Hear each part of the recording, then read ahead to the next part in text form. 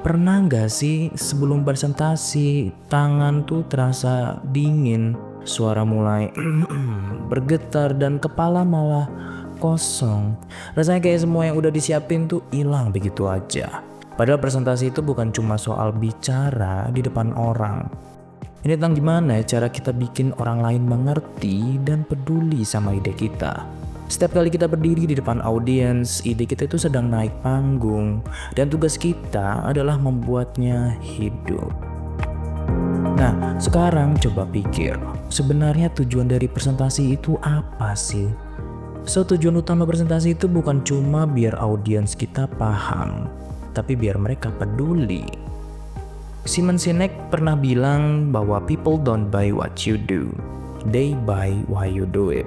Artinya audiens akan lebih terhubung kalau mereka tahu alasan dibalik ide-ide kita. Nah, jadi supaya mereka bisa benar-benar peduli dan terhubung oleh ide-ide kita, ceritanya itu pun juga harus tersusun dengan jelas. Jadi struktur itu yang baik itu harus bikin audiensnya itu nggak bikin bingung.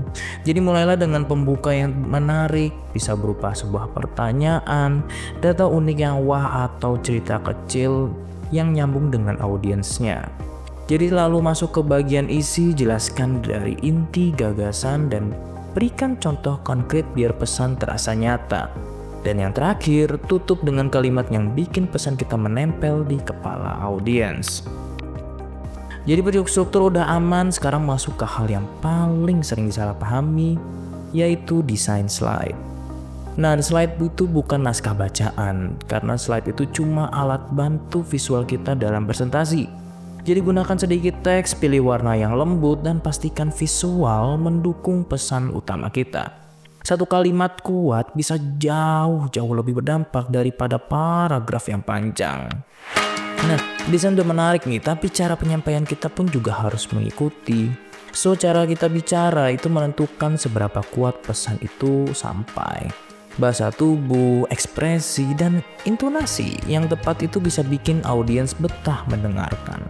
Karena Peter Drucker pernah bilang bahwa the most important thing in communication is hearing what is not said.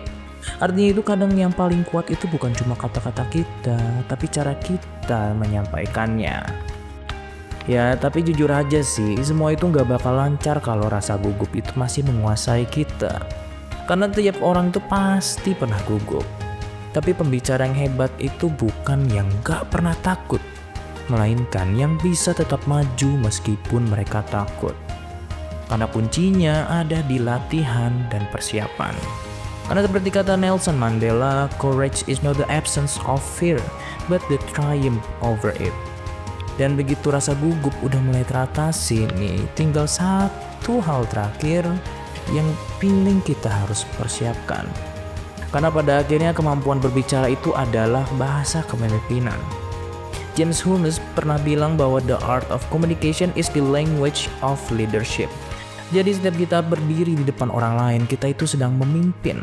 Memimpin melewat kata, sikap, dan juga semangat kita. Audiens itu gak cuma pengen denger apa yang kita katakan, tapi juga ingin merasakan keyakinan di baliknya. Karena berbicara bukan cuma soal didengar, tapi soal menginspirasi. Jadi pada akhirnya presentasi yang efektif itu bukan soal siapa yang paling jago ngomong, tapi siapa yang paling tulus menyampaikan ide-idenya. Kalau kita ngomong dengan percaya diri dari hati, audiens itu gak cuma bakal mendengar, tapi pasti mereka juga mengerti. Kalau nanti tangan mulai dingin sebelum maju, santai aja. Itu tandanya kamu peduli sama apa yang kamu mau sampaikan. Dan dari situ presentasi kamu pasti bakal hidup. Jadi terima kasih bagi yang udah nonton sampai akhir. Semoga setelah ini kamu bisa tampil lebih siap, lebih tenang, dan lebih penting adalah lebih bermakna. Sampai jumpa dan keep your message clear and kind. Thank you.